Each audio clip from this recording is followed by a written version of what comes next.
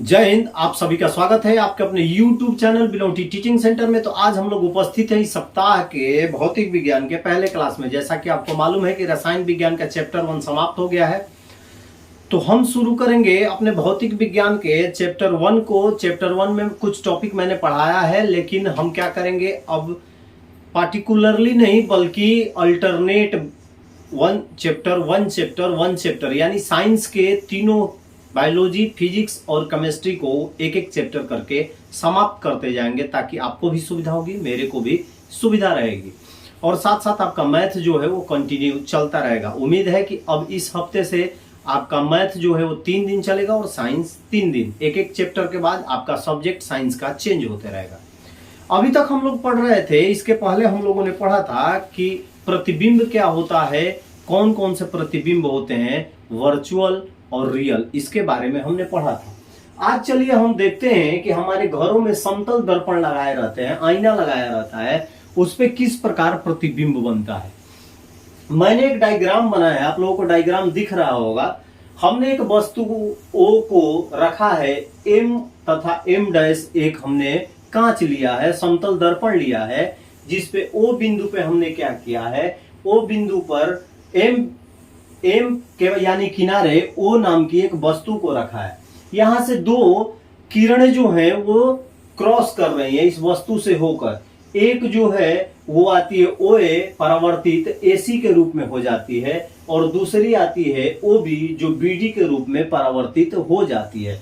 हमें ऐसे लगता है कि जो किरणें हैं वो AC की तरफ से आ रही हैं और BD की तरफ से आ रही हैं, यानी हमारी नग्न आंखों को ऐसा दिखता है कि दर्पण के पीछे जो है वो किरणें आ रही है और हमारा प्रतिबिंब बन रहा है। वो जो जहां पर ये आभासी किरणें मिल रही हैं, यानी कि OA परावर्तित के बाद AC के रूप में और OB परावर्तित के बाद BD के रूप में आभासी डॉट से जहां पर मिल रही है, वहीं पर प्रतिबिंब बनता है। ये समतल दर्पण का नियम होता है कि जब वस्तु को जितना पीछे या जितना आगे समतल दर्पण के रखा जाए, शीशा आईना के आगे रखा जाता है, उसका प्रतिबिंब दर्पण में उतना ही पीछे या उतना ही आगे बनता है। हमेशा अपने दिमाग में रखिएगा कि जब किसी समतल दर्पण पर वस्तु को जितना आगे रखते हैं उसका प्रतिबिंब उतना ही आगे बनता है,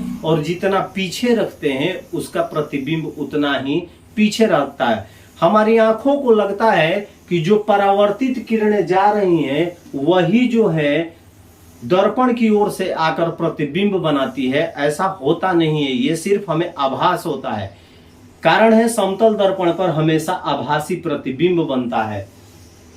होता यह है कि O बिंदु जो हमारी वस्तु है वहां से दो किरणें आती हैं, जो कि डायग्राम में दिखाया गया है। पहली आती है OA जो दर्पण से टकराकर AC के रूप में परावर्तित होती है, और दूसरा आती है OB जो BD के रूप में परावर्तित हो जाती है। और जो हमें आभास होता है कि जो ये किरणें हैं वो दर्पण के पीछे से आ रही हैं, वहीं पे हमारा प्रतिबिंब बनता है। और प्रतिबिंब हमेशा देखिएगा समतल दर्पण में, जो समतल दर्पण होता है उसमें प्रतिबिंब जो होता है उसमें साइड चेंज होता है, यानी बायां आपको दायां लगेगा और दायां आपको बायां लगेगा।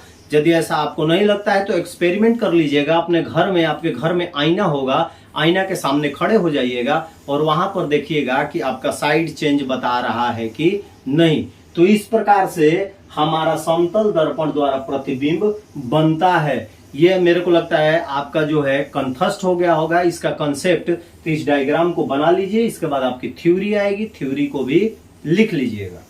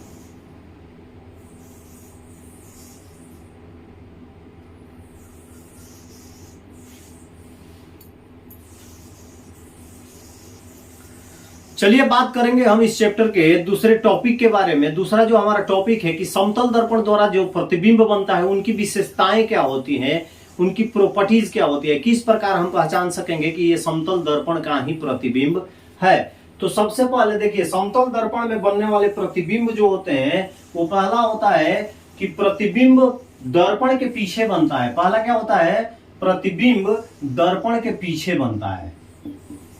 प्रतिबिंब दर्पण के पीछे बनता है।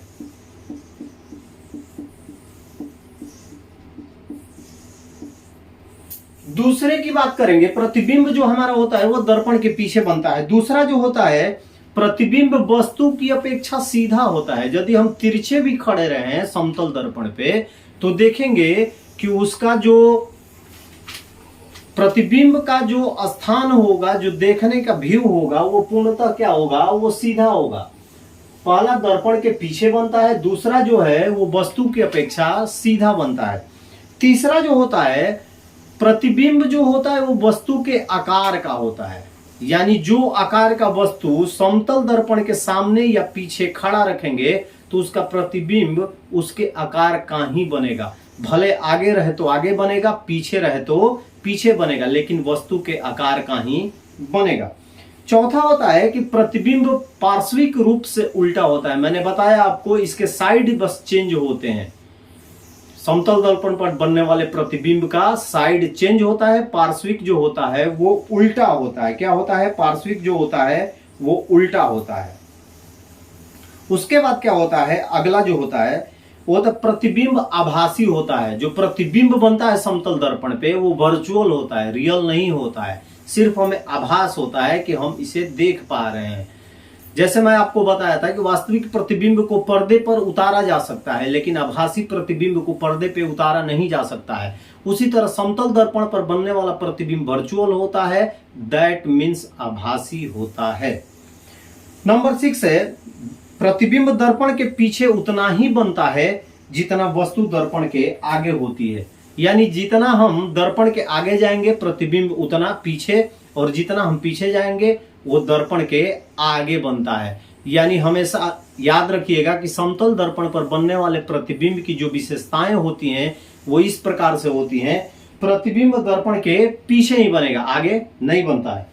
प्रतिबिंब का आकार वस्तु के आकार का समान का होता है, एक समान होता है। ठीक है, यानी जो प्रतिबिंब, जो भी वस्तु खड़ी है उसके सामने समतल दर्पण के, उसका प्रतिबिंब उसके आकार का ही होगा। तीसरा मैंने क्या बताया, प्रतिबिंब वस्तु की अपेक्षा सीधा होता है। चौथा, प्रतिबिंब आभासी होता है। पांचवा, प्रतिबिंब पार्श्विक उल्टा होता है, यानी साइड उसके जो होंगे वो चेंज होंगे, लेफ्ट राइट दिखाई देगा, राइट लेफ्ट दिखाई देगा। और छठा होता है, प्रतिबिंब दर्पण के पीछे बनता है, उतना ही पीछे बनता है जितना वस्तु दर्पण से आगे होती है।